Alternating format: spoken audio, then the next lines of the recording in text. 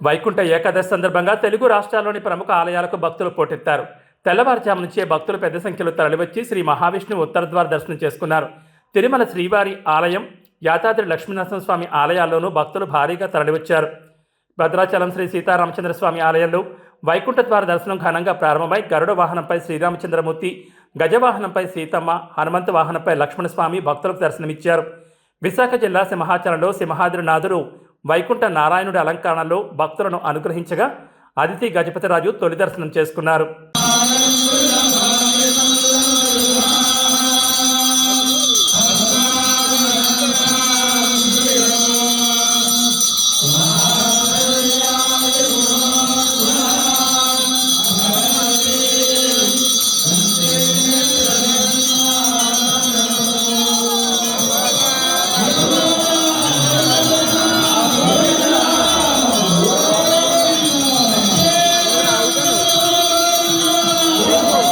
నగరికి సరి అయి వెలసిన వరశ్రీ గోదాపురమధ్యంబుల తరవులు మెరయగా పరమాంనాయము బ్రహ్మను పలుకగా అరవిందాస్త్యులు హారతిలివ్వగా సరసిజ వదనలు సరుపగా నాట్యం బాడగా అద్భుతంగా చాలా వైభవంగా స్వామివారి యొక్క ముక్కోటి ఏకా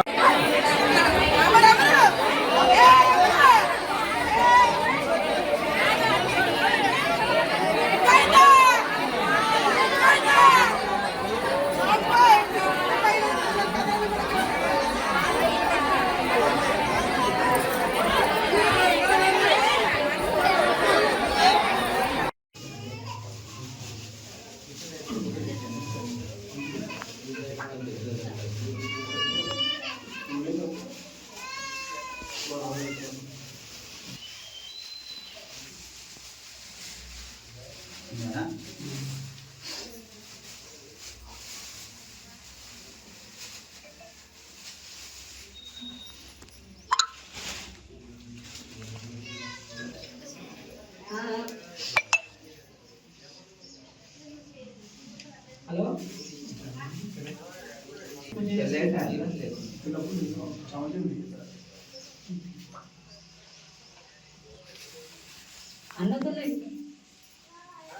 అన్న దగ్గర ఉండే